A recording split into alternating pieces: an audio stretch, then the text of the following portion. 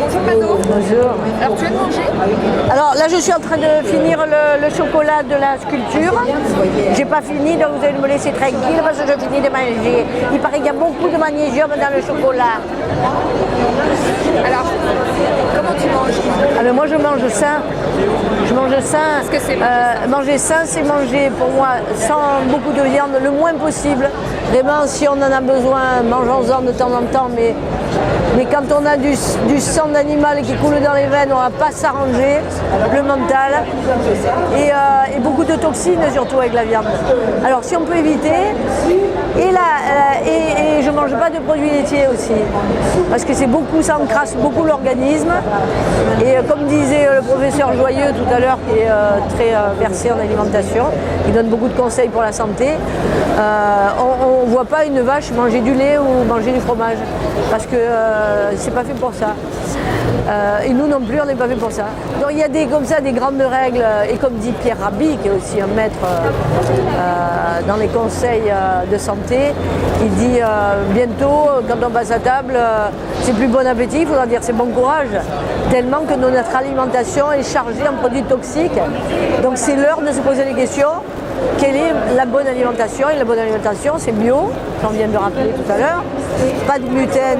En tout cas, ceux qui ne connaissent pas le sans gluten, faites l'expérience parce que l'énergie augmente et plein de maladies disparaissent, telles que les maux de tête, les allergies, les problèmes de sclérose, des articulations encrassées. Enfin, il y a vraiment une montagne de choses à savoir. J'en ai encore appris aujourd'hui beaucoup de choses.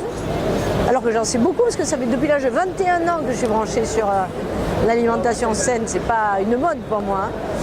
Et c'est pour ça que je ne fais pas mes 92 ans comme on disait tout à l'heure. Voilà. Et la cuisine niçoise? Ça n'empêche pas qu'on peut aujourd'hui, d'ailleurs de grands chefs se posent la question du plaisir du palais en même temps que la cuisine saine. On peut faire les deux. On n'est pas obligé de faire ou fruits ou fromage, on peut faire fruits et fromage. Vous voyez, c'est une image. La cuisine niçoise, c'est pareil.